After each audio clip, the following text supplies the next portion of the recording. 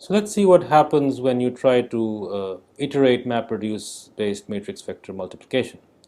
First time, of course, you have to read the matrix A and read the vector X in parallel by all the mappers. Then the intermediate stage, rather after the first MapReduce phase, you write the Y prime, and then you have to read the Y primes, and then at the end you'll write the Y's all in parallel because every reducer computes a few rows of the final Y. But now you have to once again read the matrix A and the Y's that you've written in the previous iteration, write Y prime, write Y again, and continuously read A again and read Y. So there are two places where you're reading things again and again. One is here you're writing Y prime and reading Y prime again, which you can potentially avoid by pipelining using technique like Hadoop and other implementations, where you can pipeline the writes and the reads from the writes of one reducer to the reads of the next mapper in the next phase. But we still have the problem of having to read A again. Notice MapReduce does not have any memory. The basic assumption is that the data is just too large, it will never fit in memory, and so you essentially have to read A again and again. But suppose it did fit in memory.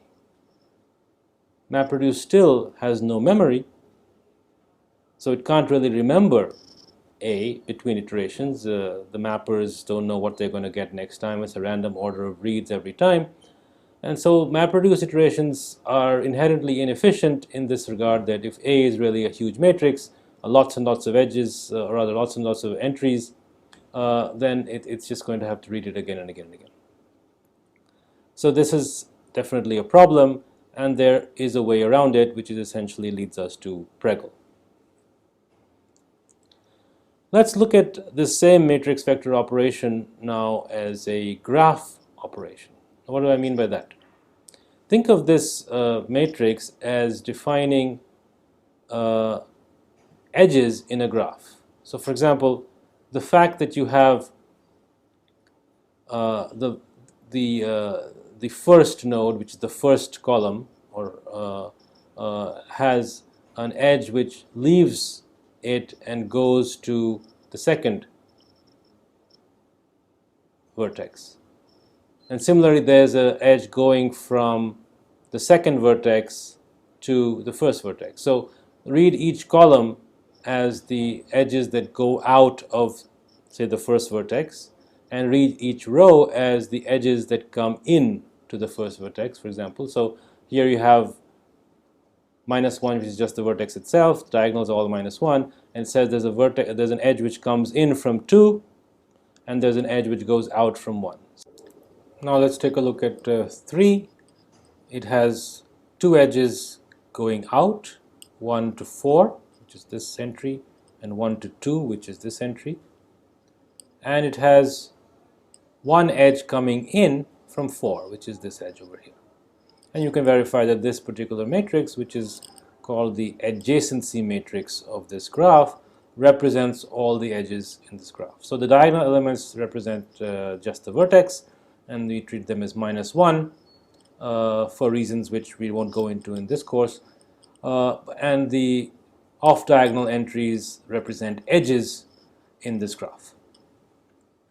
Now what about the vector x itself? Well, we assume each vertex holds a value which is nothing but the element of the x vector in the appropriate position corresponding to that vertex. So the vector 1, 2, 3, 4 is distributed across the vertices of the graph as just 1, 2, 3, 4, which one element per vertex. Now let's think of the matrix vector multiplication as being done in parallel by each vertex in the following way. Each vertex sends its value out along all its outward edges. So 2 sends its value to these two vertices, and 1 sends it to this one, and so on. And then all the vertices start receiving the values that were sent in this step, and they receive values from all their neighbors on incoming edges. And finally, the vertex replaces its value by the sum of everything it receives minus the value that it originally had, which is essentially, as you can easily see, it performs exactly the matrix vector multiplication that was going on. Now, the interesting part of this is, it's very parallel in the sense that as long as you have many processors and each processor has bunches of vertices, you can really do a lot of these operations in parallel. The only caveat is that you have to exchange messages, so you have to try to make sure that the vertices are placed so that they don't have to exchange messages between different processors too often, and that's a challenge, as we'll come to that in a short while. But the really important part of this is that it's easy to iterate. Once the graph structure has been loaded into all the processors so that every vertex knows its outgoing edges, then you don't need to load this matrix structure again. You can just keep iterating again and again, repeating the matrix vector products as is often required in many applications. Unlike MapReduce, where you have to load A continuously every iteration, A is loaded once, since all A is just a vertex and its connections to neighbors, that's all. So the caveat, of course, is that if the number of edges is so huge that